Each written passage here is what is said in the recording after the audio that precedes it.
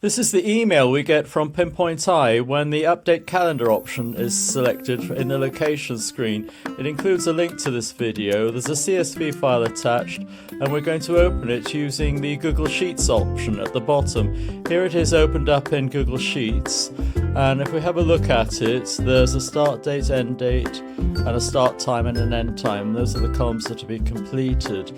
We're looking at the description now. That contains a map URL and the hyperlink that is entered in Pinpoint Eye. In this case, it's to documentation for a property sites management system. The location column shows the name of the list that is being processed. This all-day event is set to false. Set it to true if it is an all-day event.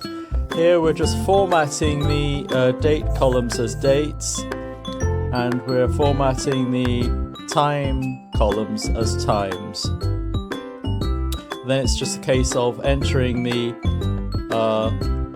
start dates and replicating those start dates into the end date column, and then we just enter the start times and end times.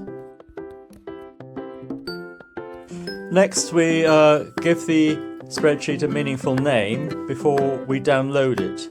In this case, it's Acme Estates, and we apply a date. Then go to the File menu, where we download the spreadsheet as a CSV file. Next, we're going to go into Google Calendar to import the CSV file that we've downloaded. First, we select Acme Estates, a new calendar that we've created using the plus symbol at the bottom. Having created our calendar, go to the Settings menu and select across on the left the Import Export option. Then we choose our calendar, Acme Estates, and then we select from the computer our file in the Downloads folder. Select it, and then that gets loaded into Google Calendar. Press the import button and you can see that 5 events have been imported. If we go across now, we can see them all displayed, and at the top we're just going to select the schedule option to see them in a nice neat column. We can see they're all displayed. Select the first one there, and the first link within there is the map URL. If we click on that, that gives us instant pinpoint directions via Google Maps, in this case via tiny URL, and if we've pinpointed it accurately, it will take us to the front door. The second link is the powerful bit. This is the link to the documentation that we've set up for this property in Google Docs.